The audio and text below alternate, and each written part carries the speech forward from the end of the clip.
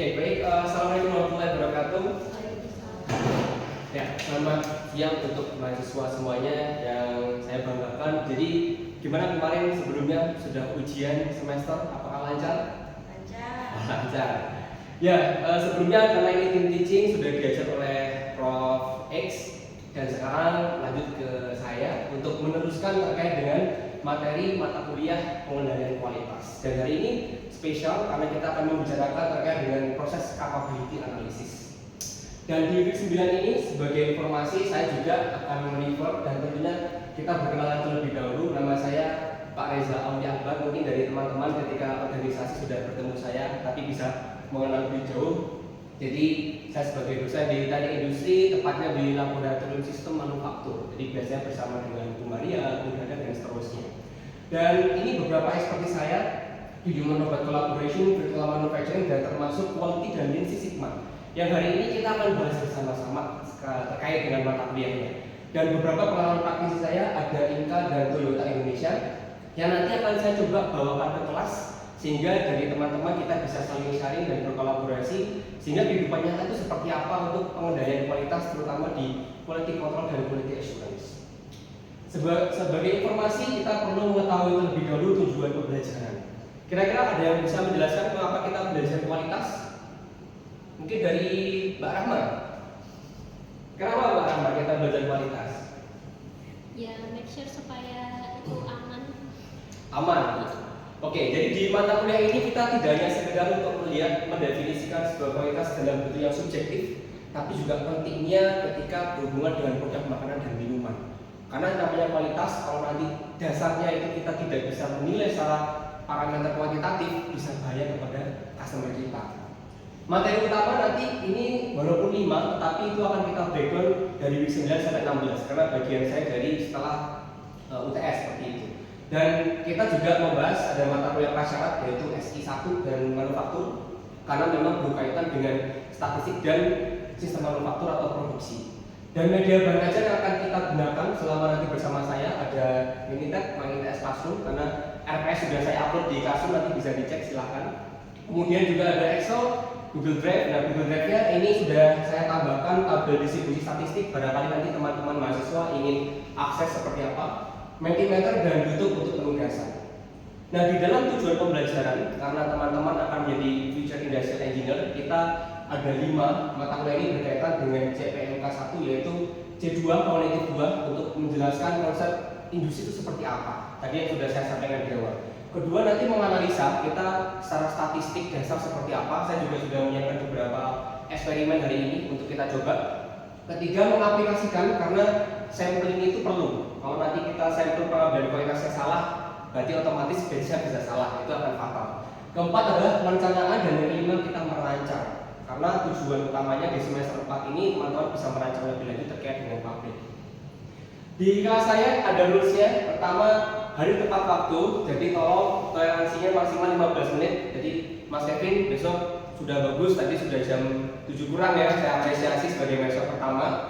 Dan harus antisipatif karena di kelas saya menggunakan uang monopoli. Nah, ini ada $1 dan $5. Di mana uang monopoli ini melambangkan ketika teman-teman sering bertanya berarti frekuensinya banyak dan juga melambangkan kualitas dalam teman-teman menjawab dan bertanya. Nah, tadi dari Mbak Rama sudah menjelaskan, jadi mendapatkan $1 dari saya nanti dikumpulkan ya. Nanti akan kita rekap di akhir, ada awarding dari saya ketika akhir, jadi tenang saja ada special award-nya. Kemudian bijak dengan elektronik, ini saya tidak akan dengan menggunakan laptop tapi harus bijak. Ketika izin tolong paling tidak memberikan informasi ke saya dengan WA yang sudah saya sampaikan. Tugas tuntas dan sebagai motivasi saya ingatkan kembali, kita di sini juga amanah orang tua dan niat dan doa itu penting sehingga ini bagian dari kita ibadah. Nah, ini yang harus kita luruskan bersama. Oke, sekarang kita akan survei dengan Mentimeter. Saya sudah membawakan sampel yaitu ITS Mind. Nah, ini milik kita bersama ya, minumannya ya. Kira-kira silakan diikutkan dalam waktu, saya berikan waktu 30 detik. Kira-kira bagaimana cara menilai ITS Mind ini berkualitas? Oke, silakan bisa ke Mentimeter, kodenya 216141115. Nah, jika ingin melihat, silakan ini bisa diputar. Jadi ya 216141115. Nah, silakan bisa diputar. Saya juga sudah membawa satu. Kalau kita lihat bisa jadi pandangannya dari teman-teman mahasiswa bisa beda ya. Kualitas itu banyak sekali ya. Barangkali belum tahu detailnya, hanya minum saja biasanya, nah kita harus saja. Oke, saya akan langsung lihat hasilnya seperti apa ya. Karena ini sebagai momen awal kita akan melihat ya bagaimana pemahaman teman-teman terkait dengan kualitas. Oke, ini sudah keluar sekitar 3 orang. Oh, gerak lagi. Yang unik adalah air segar. Ya, ini air segar itu kalau kita lihat secara kacamata kita itu sangat kualitatif. Segar itu apa parameternya? Dan di sini saya sangat apresiasi karena ada yang menjelaskan terkait dengan volume air. Berarti itu sesuatu yang bisa diukur. Tetapi dari survei ini membuktikan bahwa mayoritas dari teman-teman mahasiswa 80%-an kalau saya lihat adalah berbicara kualitatif. Padahal di dalam penilaian kualitas kita harus berbicara kuantitatif. Terus bagaimana yang harus kita lihat? Baik, kita akan coba lanjut di dalam aspek penilaian berikutnya. Nah, di sini. Sekarang di dalam perspektif kualitas kita sudah membuktikan ternyata pandangan kita itu sangat banyak ya. Ada yang melihat kemasannya, ada yang melihat isi airnya, ada yang melihat warnanya, dan bahkan ya. Pada intinya kita bagi 3. Dari yang kita lihat secara praktikalnya. Sekarang saya bisa minta tolong Mas Kevin bisa berdiri. Oke, kita lihat di sini. Kira-kira dari Mbak Rumaina, kira-kira kalau kita lihat dari Mas Kevin ini secara key design, penampakannya seperti apa? Seperti orang teknik pada umumnya. Seperti orang teknik pada umumnya. Oke. Berarti terima kasih banyak tadi sudah menjawab. Terima kasih Mas Kevin juga sama. Tapi Mas Kevin di situ dulu. Itu adalah key design. Berarti ketika kita melihat produk dalam bentuk desainnya atau visualnya disebut dengan key design. Tadi sudah ada menjawab warna. Kemudian ada key performance. Apa itu? Nah, ini misalkan grafiknya dari Mas Kevin. Mas Kevin dalam seminggu masuk kuliah Senin, Selasa, Rabu, Kamis, Jumat. Semangat sekali ya. Jadi kalau di sini jam 8 tadi masih di bawah jam 8 sudah masuk. Tapi pas hari Jumat sudah mulai nggak terlalu semangat. Jadi akhirnya ada warna hijau di sini. Artinya sudah outlier lebih dari jam 8. Terima kasih Mas Kevin. Duduk lagi silakan. Artinya apa? Jadi kalau kita melihat performance itu adalah Mas Kevin minimal maksimal datang di kelas jam 8 pagi. Kira-kira Senin terpenuhi kurang dari jam 8? Berarti performance terhadap standar. Hari Selasa, Rabu, Kamis bagaimana? Confirm juga. Yang tidak adalah tidak perform. Karena kalau durasi penilaian kita selama seminggu ada satu saja yang ini defect atau outlier, maka itu tidak perform. Sehingga suatu produk belum tentu dia performance ketika kita lihat sebuah titik produksi. Nah berikutnya, tadi kita sudah membuktikan dengan survei dan ternyata betul. Ini secara teori banyak orang bicara, saya pengen kopi yang manis dan enak atau good, the coffee is good. Pertanyaannya, bagaimana cara penilaian kopi itu enak dan unik atau sesuai dengan perasaan kita dan rasanya kita? Ternyata dibagi 3. Jadi sebagai industrial engineer harus bisa mendefinisikan drivernya. Taste-nya dari rasa, dari temperature dan cost. Baru kita lihat CTQ, critical to quality. Sama dengan kita S-MINE, berarti kita harus mendefinisikan. Ada yang bisa tahu kira-kira apa yang paling mudah diukur dari sini? Volume, betul sekali Mas Kevin ya. Sepertinya ini sangat aktif ya, jadi saya senang sekali ya. Ya, karena itu salah satu hal yang paling mudah diukur dalam pengendalian kualitas. Nah ternyata kalau secara teori kita itu berbicara pada 2 hal, yaitu adalah voice of customer. Jadi kalau kita lihat seorang customer, saya di sini aja. Nah, ini adalah grafik normal. Di grafik normal itu ada kiri dan kanan ya. Dan yang bagian di sini. Yang di bagian kiri ini kita punya namanya low sama ini high. Berarti LSL dan juga atau spec.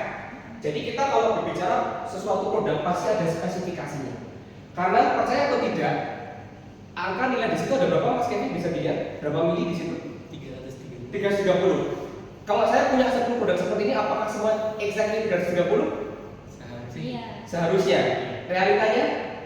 Iya. Ada beberapa. Itulah itu yang disebut dengan standar deviasi. Jadi kalau kita punya 330 bisa jadi si perusahaan punya deviasi plus minus 5 ml. Jadi masih di dalam speknya. Nanti kita lihat, kita cek di lapangan, kita akan lihat prosesnya. Yang paling bagus hasilnya adalah hasil di dalam industri proses dia di dalam speknya. Kalau lebih dari spek berarti tidak capable atau tidak perform. Nah, itu yang akan kita nilai. Dan ini buktinya. Kalau dari grafik warna biru, kuning, dan hijau, manakah yang paling bagus kalau kita ingin sebagai produsen terbaik? Kuning. Kuning. Kenapa? Mbak Rama kuning.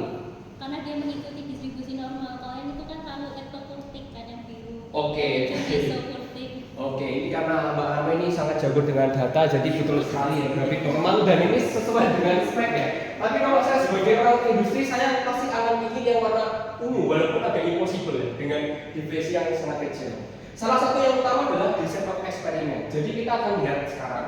Oke, sekarang saya minta tolong untuk Mas Robi di sini. Mas Robi bisa tolong di sini diukurkan. Nah, ini menggunakan kita menggunakan eksperimen. Nanti silakan. Ini ada kita punya air B dan C ya. Nah, di sini saya dosen yang baik, saya tidak membawa hal yang negatif ya, teman-teman mahasiswa. Tapi ini adalah garam dapur milik istri saya ya. Itu. Nah, silakan diukur Mas Robi. Di situ nilainya kita menggunakan standar ppm ya. Oke, ini dimatikan dulu tidak lagi. Berapa Mas Robi? 600. Itu sudah saya campur dengan 10 gram. Terima kasih Mas Robi. Ini sudah aktif juga ya. Berikutnya di sini kita punya yang B juga ya. Di sini ada B dan C. Ini sudah saya masukkan, tapi untuk mempersingkat kita ada variasi. Jadi Mas Mbak semua dan teman-teman, kita perlu tahu namanya eksperimen itu di dalam kualitas harus paham faktor dan levelnya. Faktornya di sini saya punya variasi berat garam. Levelnya ada 10, 20, 30, 40. Ternyata kalau saya cek tadi yang 600 ya, 612 di coba pertama. Yang kedua kalau saya yang ke C ini sudah sangat tinggi. Itu nilainya sudah lebih dari sekitar 5 ribuan ppm part per million. Ingat bahwa di dalam variabel ketika itu harus bisa terukur. Salah satunya adalah menggunakan TDS. Nah, jadi kita praktek, nanti kita ulang semua. Inilah grup-grup yang akan kita tes secara quality-nya. Nah, saya lanjutkan di sini bahwa kita harus paham bahwa ada namanya status proses ya. Tadi seperti Mas Kevin yang ternyata terlambat warnanya merah. Jadi di dalam status proses kira-kira kalau data kita ada kata yang warna merah, kita boleh menganalisa atau tidak? Ada yang ingin menjawab? Silakan. Silakan. Bisa dilakukan penanganan outlier gitu nggak sih? Dihapus, maksudnya begitu Mbak Ramai? Penanganannya ditransformasi atau dihapus? Bisa ditransformasi mungkin ya. Oke, baik, ditransformasi. Betul, 100 ditransformasi. Kalau memang tidak bisa ditransformasi, apakah boleh saya hapus kemudian saya olah? Jawabannya tidak. Karena pengendalian kualitas sedikit berbeda dengan prinsip statistik. Jadi modelnya seperti ini. Di sini misalkan Mas Robi adalah mahasiswa paling aktif dan paling cerdas. Kemudian karena Mas Robi sakit, dikasih ujian, apakah hasilnya optimal? Bisa jadi tidak, sama dengan sistem. Kalau kita sebuah pengendalian kualitas, kita harus dulu melihat kenapa dia merah. Jangan dihapus dulu, tapi gejalanya itu yang harus kita selesaikan baru mengukur hasil akhirnya. Oke. Nah, sehingga dengan demikian kita bisa mengukur. Logikanya adalah nilai CP punya indeks, yaitu capability process index atau performance. Ketika jelas kita tadi punya spek di sini, dan kita punya datanya asli. Kalau data aslinya kita uji masih di antara spesifikasi atas dan bawah, pasti CP-nya lebih dari 1. Ini USL dan LSL. Kalau misalkan sama dengan 1, ragu-ragu nih kalau sama dengan 1. Kalau ini berarti tidak perform karena dia di sini dan ini lebih.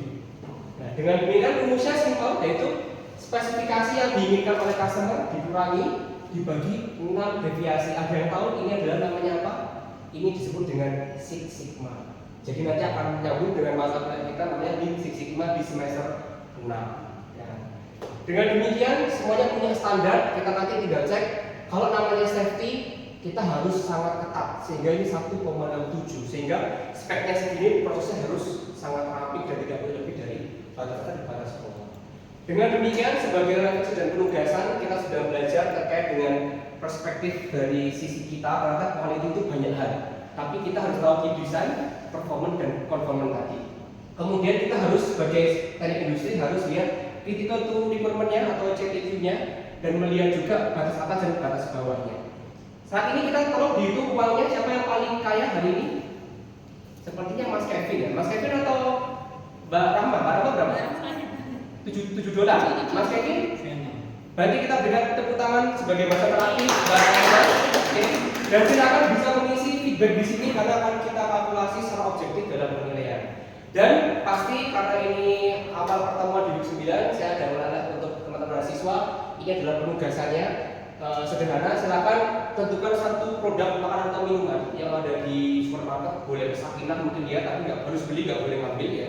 Terus kemudian yang kedua adalah perhatikan volumenya atau beratnya. Kalau tadi ini 600 mili, tentukan asumsi plus minusnya berapa.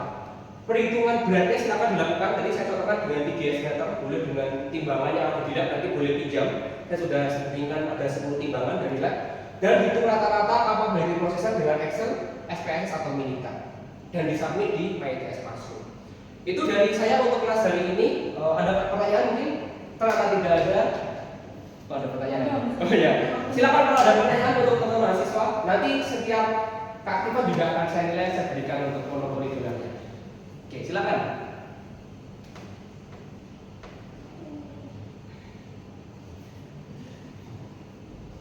Silakan, karena ini memang masih teraktif. Pak, saya mau tanya, kalau misalnya ini sudah dilakukan nih, kayak tadi pengukuran desain eksperimennya, terus analisis selanjutnya itu bagaimana?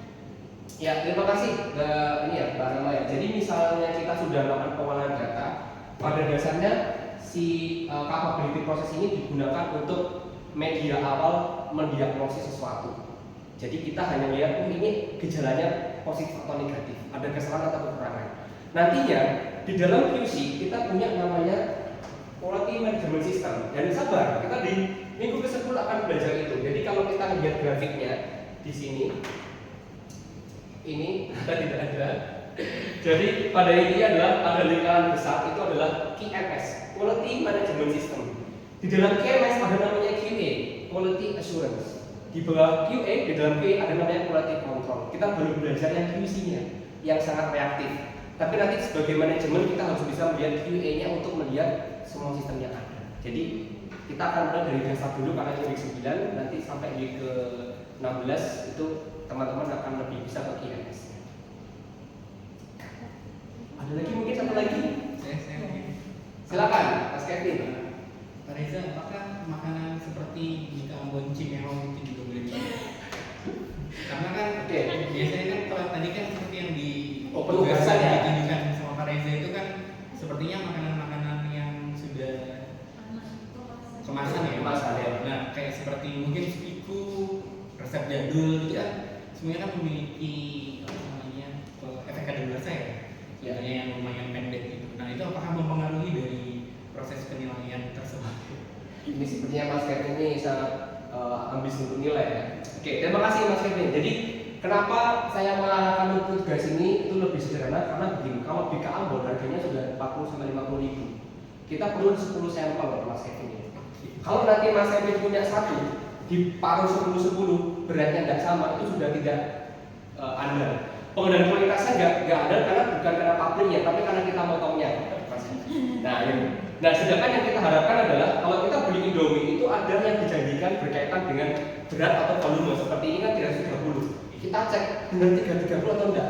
Pastinya tidak, pasti 332 200 misalkan 380 berapa misalnya itu ada lebih atau yang kurang. Nah dari situ kita akan cek keandalan sistemnya, kita bisa akses dengan sebut tadi.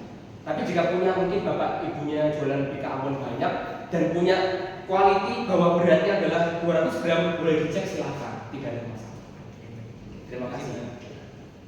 Oke, sebenarnya cukup saya tutup kelas ini dengan sebuah quote bahwa sebuah sistem itu tidak ada yang terbaik, tapi ada sistem yang selalu lebih baik.